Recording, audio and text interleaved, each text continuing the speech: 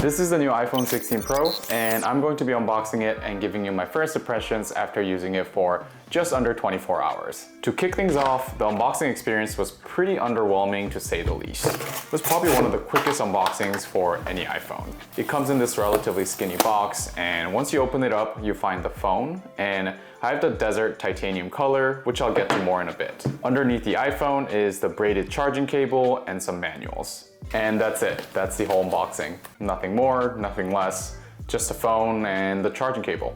But back to the first impressions of the phone, this seems more like a rose gold to me. The back is frosted, and depending on the angle you're looking at, it gives off a gold or pinkish hue. And I personally wish it was a little bit more darker with more brown mixed into it.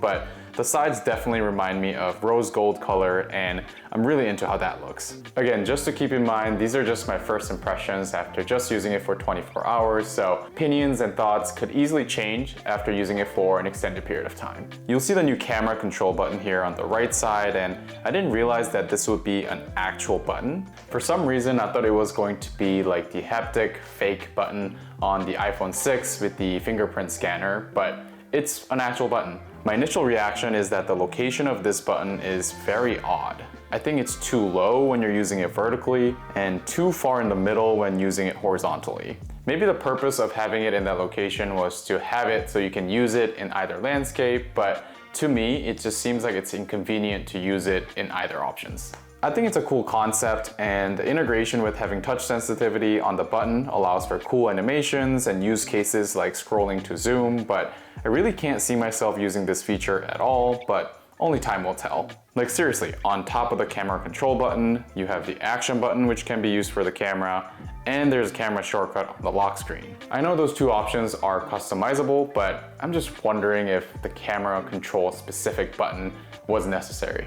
Anyways, outside of the camera control button, the only physical difference is that the screen size has increased from 6.1 to 6.3 inches. I think the best way for me to explain what the difference feels like in my hand is like going from the iPhone 4 to the iPhone 5, when the length of the phone got longer, but the actual width stayed the same. So that's pretty similar to what it feels like on the iPhone 16 Pro. Obviously, the bezels are also thinner, and it's noticeable especially when looking at it side by side with the iPhone 15 Pro. And it's definitely a nice touch to have more screen real estate, but it's most likely something I'll get used to in a couple of days.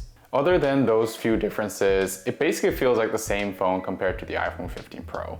And I think it's mainly because it feels kind of like an unfinished product. And by that, I mean the lack of Apple Intelligence, especially with new added animations that I notice when you press any physical buttons that interacts with the edge of the screen like it's being pushed in. It looks cool, and I'm sure it'll make more sense with the actual Apple Intelligence update, but it just reminds me more on the fact that this phone should have launched with the Apple Intelligence to make it a full immersive experience. All that to say, I'm looking forward to the Apple Intelligence update, but until then, it seems like a pretty minor update from the iPhone 15 Pro.